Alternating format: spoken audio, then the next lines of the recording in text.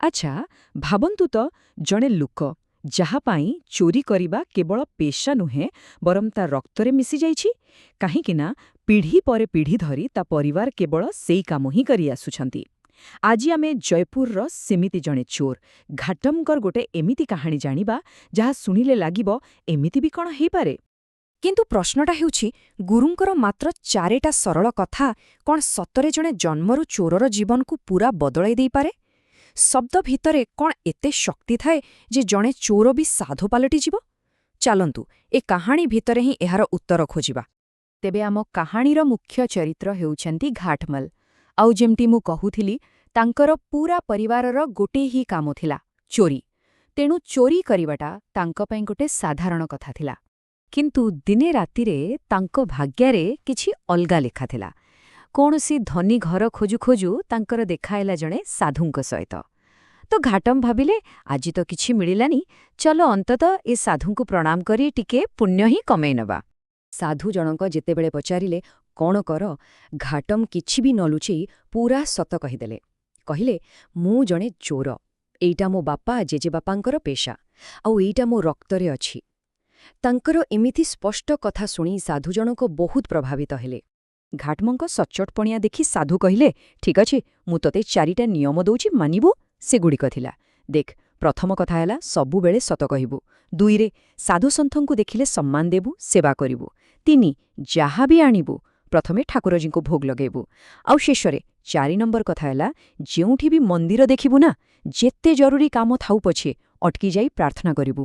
ଘାଟମ ବି ସାଙ୍ଗେ ସାଙ୍ଗେ ହଁ କରିଦେଲେ। କଥା ଦେବା ତ ବହୁତ ସହଜ, କିନ୍ତୁ ତାକୁ ପାଳନ କରିବା ସେତିକି କଷ୍ଟ। ଆଉ ବହୁତ ଜଲ୍ଦି ଘାଟିମଙ୍କ ସାମ୍ନାକୁ ଆସିଲା ତାଙ୍କର ପ୍ରଥମ ପରୀକ୍ଷା। ହଠାତ୍ ଦିନେ କିଛି ସାଧୁ ତାଙ୍କ ଘରେ ଆସି ପହଞ୍ଚିଗଲେ। ଏବେ ଘାଟମ ପଡ଼ିଗଲେ ଦ୍ୱନ୍ଦ୍ୱରେ। ଗୋଟେପଟେ ସାଧୁଙ୍କ ସେବା କରିବାର ଶପଥ, ଆଉ ପଟେ ଘରେ ଖାଇବାକୁ କିଛି ନାହିଁ।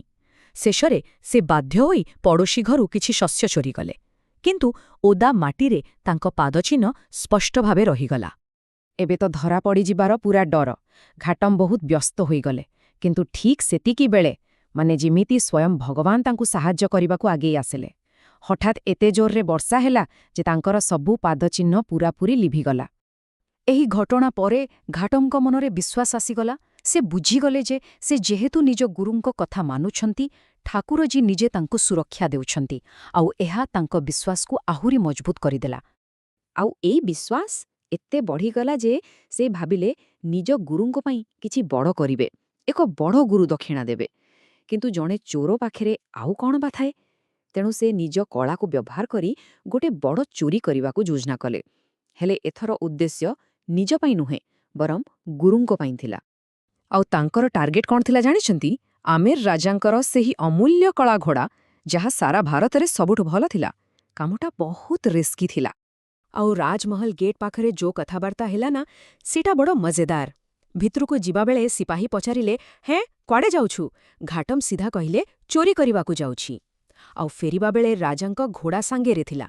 ସେମାନେ ପୁଣି ପଚାରିଲେ, ଆରେ, ରାଜାଙ୍କ ଘୋଡ଼ା ନେଇ କୁଆଡ଼େ? ଘାଟମ ସେମିତି ସାତ କହିଲେ, ଚୋରି କରିବାକୁ ଆସିଥିଲି, ଚୋରି କରିସାରିଛି, ଏବେ ନେଇକି ଯାଉଛି। ସତ କହିବାର ଶପଥ ଥିଲା ପରା। ସିପାହୀମାନେ ବିଚାରା ଦ୍ୱନ୍ଦ୍ୱରେ ପଡ଼ିଗଲେ।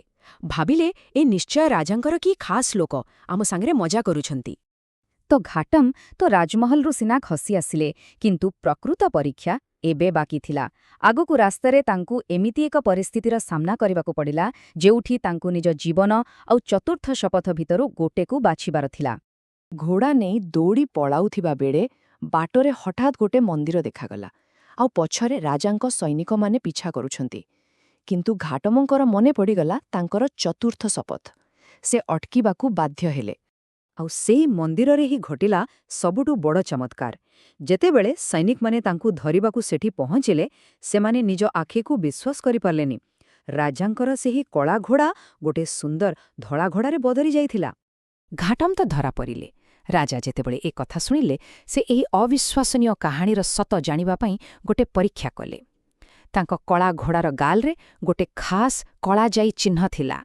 ସେ ସେହି ଚିହ୍ନକୁ ଧଳା ଘୋଡ଼ା ଉପରେ ଖୋଜିବାକୁ ଆଦେଶ ଦେଲେ। ଆଉ ସମସ୍ତଙ୍କୁ ଆଶ୍ଚର୍ଯ୍ୟ କରି ସେହି କଳାଜାଇ ଚିହ୍ନ ସେଠାରେ ଥିଲା। ଘୋଡ଼ା ସେୟା ହିଁ ଥିଲା। ଏହା ପ୍ରମାଣ କରୁଥିଲା ଯେ ଘାଟମଙ୍କ ଶପଥରେ କେତେ ଶକ୍ତି ଥିଲା। ଏହି ଚମତ୍କାର ଦେଖିଲା ପରେ ରାଜାଙ୍କର ମୁଣ୍ଡ ହିଁ କାମ କଲାନି। ଆଉ ଏହି ଘଟଣା ଘାଟମଙ୍କର ଜୀବନରେ ଏକ ଏମିତି ମୋଡ଼ ଆଣିଲା, ଯିଏ ଚୋର ଥିଲା ସିଏ ସିଧା ରାଜସଭାରେ ପହଞ୍ଚିଗଲା। ରାଜା ଏକଦମ ସ୍ତବ୍ଧ ହୋଇଯାଇଥିଲେ। ସେ ଭାବିଲେ, ଚୋରି ଭଳି କାମରେ ବି ଯଦି ଈଶ୍ୱର ସାହାଯ୍ୟ କରୁଛନ୍ତି, ତେବେ ଏହି ବ୍ୟକ୍ତି ସାଧାରଣ ନୁହେଁ। ସେ ଘୋଷଣା କଲେ, ଆଜିଠାରୁ ତୁମେ ଚୋର ନୁହଁ, ତୁମେ ମୋର ରାଜଗୁରୁ। କିନ୍ତୁ କାହାଣୀର ପ୍ରକୃତ କ୍ଲାଇମ୍ୟାକ୍ସ ଏବେ ଆସିଲା। ଏତେ ସଫଳତା ପାଇବା ପରେ ଘାଟମଙ୍କ ଭିତରେ ଗୋଟେ ଗଭୀର ଆତ୍ମ ଅନୁଭୂତି ହେଲା। ଘାଟ ନିଜକୁ ନିଜ ପଚାରିଲେ, ଯଦି ମୁଁ ଚୋରି ଭଳି ଖରାପ କାମ କଲାବେଳେ ଗୁରୁଙ୍କ କଥା ମାନିବାରୁ ମୋତେ ଏତେ ସମ୍ମାନ ମିଳିଲା, ତେବେ ଯଦି ମୁଁ ଭଲ କାମ କରିଥାନ୍ତି, ତାହେଲେ ମୁଁ କେଉଁଠି ପହଞ୍ଚିଥାନ୍ତି? ଆଉ ଏହି ଗୋଟିଏ ପ୍ରଶ୍ନ ତାଙ୍କ ଜୀବନକୁ ସବୁଦିନ ପାଇଁ ବଦଳାଇଦେଲା। ଘାଟମ ସେଇ ରାଜଗୁରୁ ପଦବୀ ତ୍ୟାଗ କରିଦେଲେ। ପ୍ରକୃତ ସୁଖ ପାଇବା ପାଇଁ ସେ ଭକ୍ତିର ଏକ ସରଳ ଜୀବନ ବାଛିନେଲେ। ଆଉ ଶେଷରେ ପ୍ରଭୁଙ୍କର ପ୍ରତ୍ୟକ୍ଷ ଦର୍ଶନ ମଧ୍ୟ ଲାଭ କଲେ। ତାଙ୍କର ଏହି ବଦଳିଥିବା ଭାବନା ତାଙ୍କ କବିତାରେ ବି ଦେଖିବାକୁ ମିଳେ। ସେ ଲେଖିଛନ୍ତି, ହେ ଠାକୁରଜୀ, ଆଗରୁ ମୁଁ କେବଳ ଖାଉଥିଲି, ଏବେ ସ୍ନାନ କରି ଖାଉଛି, ତିଲକ ଲଗାଉଛି, ମାଳା ପିନ୍ଧୁଛି। ମୁଁ ଆପଣଙ୍କ ପାଇଁ ଏତେ ସବୁ କଲି, ଆପଣ ମୋ ପାଇଁ କ'ଣ କରିଛନ୍ତି? ଦେଖନ୍ତୁ, ଏହି ସରଳ କଥା ଭିତରେ ଭଗବାନଙ୍କ ସହିତ ତାଙ୍କର କେତେ ଗଭୀର ଆଉ ଅନ୍ତରଙ୍ଗ ସମ୍ପର୍କ ଜଣାପଡ଼ୁଛି। ତେବେ ଶେଷରେ ପ୍ରଶ୍ନଟି ହେଉଛି, ଯଦି ଜଣେ ଗୁରୁଙ୍କ କଥା ଜଣେ ଚୋରକୁ ଏପରି ବଦଳାଇ ପାରେ, ତେବେ ଭାବି ଦେଖନ୍ତୁ ତ ଏହା ଆମକୁ କେଉଁଠି ପହଞ୍ଚାଇ ପାରିବ?